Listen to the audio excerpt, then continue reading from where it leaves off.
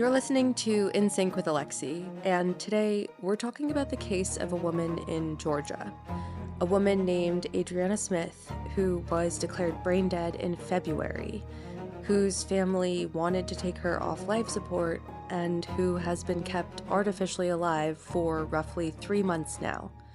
Not for her own health, but because she happened to be 9 weeks pregnant at the time of her death.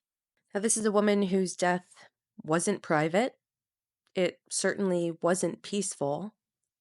It wasn't respected, because in the eyes of Georgia law, her pregnancy was the patient, not her. Anyone who thinks this is about the life of Adriana Smith's unborn child is fooling themselves. This isn't about a miracle. This is about a boundary test, a deliberate push by the state to see how far they can go in claiming total reproductive control over American women. Also, just to note, guys, that we're nearing 3 years since Roe v. Wade was overturned on June 24th. And I really just think this case puts a spotlight on the actual consequences of all these restrictive abortion bans we've seen popping up across the country since then. Okay, let's start with the facts. Adriana Smith was a 30-year-old woman in Georgia. In February of this year, she suffered a catastrophic medical emergency. She was 9 weeks pregnant at the time, and she was experiencing intense headaches. It turns out that she had a bunch of blood clots in her brain, and doctors were unable to save her, eventually declaring her brain dead, which in medical and legal terms means she is no longer alive. But unfortunately, Adriana's story didn't end there.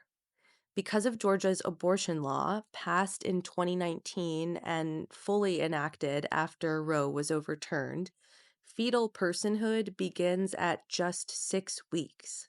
That means a fetus, under Georgia law, is treated as a full legal person. And that's where everything spirals.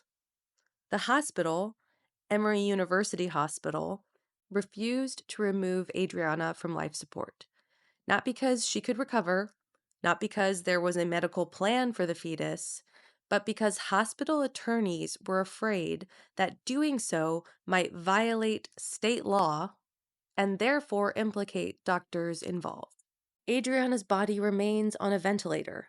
Machines keep her heart pumping, her lungs breathing, her organs warm. She's not alive, but because she's pregnant, this is what they are doing to her body. And as of now, doctors say the plan is to forcibly remove the fetus at around 32 weeks via C-section, assuming the fetus survives that long inside the body of a brain-dead woman. This is what's happening in America in 2025. Okay, Act 2, the law didn't even require this. Here's the kicker, you guys. Georgia's law does not actually require this to happen. Earlier this month, in May, the Georgia Attorney General's office released a statement saying plainly that the state's anti-abortion law does not mandate that Adriana be kept alive. But Emory Hospital is still doing it. Why? Because the law is so vaguely written, so politically charged, and so legally risky that hospitals are defaulting to the most extreme interpretation, even if that means torturing grieving families, even if it means turning someone's death into a 9-month legal holding pattern. Adriana's case created a legal gray area because the law in Georgia includes limited exceptions for rape, incest, or if the mother's life is in danger. But because she's brain dead, she's not technically considered a harm to herself. This is not ethics, and it's certainly not life-affirming medicine. This is fear of prosecution shaping medical care. This is a state state-sanctioned hijacking of the human body. Georgia's abortion ban didn't just fall from the sky. It passed by a razor-thin margin back in 2019. Then, in 2022, after the Supreme Court overturned Roe v. Wade, it officially became state law. And just to make sure no one could challenge it, Georgia's own Supreme Court reaffirmed it just the following year. But remember, this isn't just about a 6-week abortion ban. It goes even further by legally establishing something called fetal personhood, which means embryos and fetuses are now considered people under Georgia law. Real consequences come with that. You can literally claim a fetus as a dependent on your state taxes. Republicans in Georgia celebrated this law as a win for the so-called sanctity of life. But what it really does is criminalize doctors, who can now face felony charges for providing abortion care unless the pregnant person is on the brink of death. Not discomfort, not just trauma, death. Let's talk about the emotional harm and pain this is causing everyone involved. Can you imagine what it does to someone to lose a loved one and then not be allowed to mourn them, to not be allowed to bury them, to not be allowed to say goodbye? Adriana Smith's mom said to a local Atlanta station in an interview, quote, "She's been breathing through machines for more than 90 days. It's torture for me to see. I see my daughter breathing, but she's not there. And her son, I bring him to see her." So Adriana Smith had a 5-year-old son already, for the record, so she was pregnant with her second child.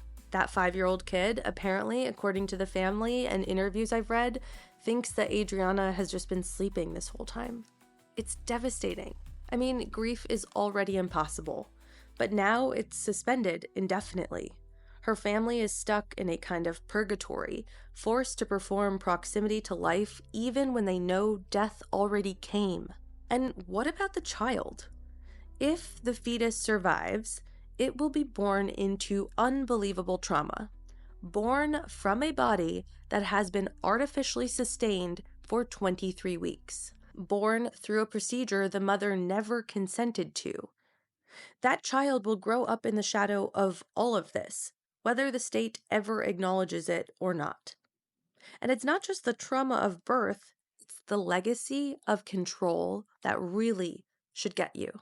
That child will have to learn at some point that their very entry into this world required overriding a woman's death for the state's comfort. And not just any woman, their mom. I can't help but think about how all of this is setting a completely dangerous example for the future. It gets even more tragic. Doctors told the family that the baby has fluid on its brain and that they're concerned about its health. The mom went on to give another quote in which she said, "She's pregnant with my grandson, but he may be blind, may not be able to walk, may not survive once he's born. This decision should have been left to us. Now we're left wondering what kind of life he'll have, and we're going to be the ones raising him," she said. And then there's the money piece of all of it. Who pays to keep a brain-dead woman alive for months? Who pays for the ICU stay, the ventilators, the monitoring, the eventual C-section, the neonatal intensive care that will almost certainly follow? Adriana's family is reportedly being asked to shoulder at least some of the costs. Let me say that again. The state won't let Adriana rest. The hospital won't take her off machines, and her family might be financially responsible for this forced intervention they didn't ask for and don't agree with. Think about it. We're not just talking about heartbreak here. They're literally sending the family a bill for all of this. And it sends a crystal clear message to me. You don't own your body. You don't control your death. But you're still expected to pay for both of those things. Some people, and I use that term generously in this case, are out here defending this by saying, well, she's already dead, so what's the harm? Really? Let's chase that logic for one quick second. If brain-dead women can be kept alive to incubate pregnancies, what about women in comas? What about women in persistent vegetative states? Should the state be allowed to forcibly inseminate them? Should hospitals preserve every fertile body on the off chance it just might carry a pregnancy to term someday? Where does this stop? Because once you normalize using a dead woman's body to serve the state's fetal priorities, once you detach bodily autonomy from personhood, you open the door to a society where consent is optional and reproductive capacity equals state jurisdiction. Let's talk about what this case is really testing, because it's not about saving a baby, even though that's what advocates will want to say. It's about testing the boundaries of personhood, not fetal personhood. We know where lawmakers stand on that. Pregnant personhood. What does it mean to be considered a full human being when you're pregnant? Does that even exist anymore? Adriana's body is being used to probe that question, not by scientists, though, but by lawmakers, hospital boards, and anti abortion lobbyists who would rather risk violating a woman's bodily rights than risk a bad political headline. And here's the most twisted part: no one wants to be responsible. The hospital says their hands are tied. The lawmakers are suddenly quiet. The Attorney General's office tried to distance itself with a press release, and the anti-abortion movement, dead silent. Because the optics are starting to look a little too much like the truth. Let's not ignore this part of it all. Adriana Smith is a Black woman in Georgia, a state where Black women are 3 to 4 times more likely to die from pregnancy-related causes than white women. This didn't happen in a vacuum, you guys. It happened in a state with a long history of medical neglect, racialized control, and now forced reproductive detention. We have to stop acting shocked when this happens to women like Adriana. We built a legal framework that enables this, and we're watching it play out exactly as designed. As of this recording, Adriana Smith is still on a ventilator.